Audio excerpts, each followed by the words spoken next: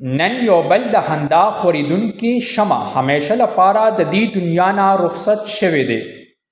دا میراوس و چې خپل یاد د خلکو زړونو کې په خندا خندا تل ژوندی ساتلی و. د پښتو ژبې د ټوکو ټکارو بادشاه میراوس د اوږدې بیمارۍ وروستو د اویا کاله عمر کې پاتې دنیا نه رخصت شوی دی. خندا خورولو سفر یې همیشه لپاره ختم شوی دی. میراوس چې خپل نوم یې حیات خان و، کال 1955 کې حشنغری په ځمکه تنګي کې پیدا شوی و. میراوس د ماشومتوب نه د مزاق، خندا او سکول په وختونو کې هم د معاشرې اصل مخ په ډاګه کړی دی. میراوس د خپل فن آغاز د ډیر ماشومتوب نه کړی، خو باقاعده آغاز یې د 9م جماعت کې چې طالب علم و د هغه وخت نه کړی. په مزه مزه دا هنر ریډیو او وروسته یې ټي وي ته رورسو.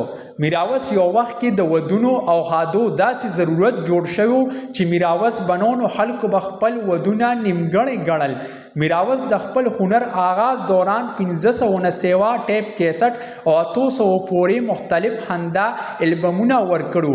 میراوس په خپل ژوند کې 60 ملکونو نه سیوا خپل هنر مظاهره کړې وه. میراوس د ډیر وخت نه بیمار و او مختلفو بیمارو سره سره د شوګر هم بیمار و. د میراوس نه وړاندې وختونو کې خپه هم کټ شوې وه. د میراوس تنګیوال د 800 نه سیوا علممو کې خپل هنر ښودلی دی. یو کتاب هم چاپ شوی دی او 4 کتابونه نو چاپ شوي. د میراوس یو زوی او 4 لورګانې دي. د میراوس جنازه ابایی علاقه تنګي کې ادا شوې ده. د میراوس جنازه کې زرګونو خلکو ګډون کړو، خو ولې حکومتي چارواکي او ورسره د ادب سره تړلي خلک او شوبز سره تړلي خلک څوک هم موجود نه وو.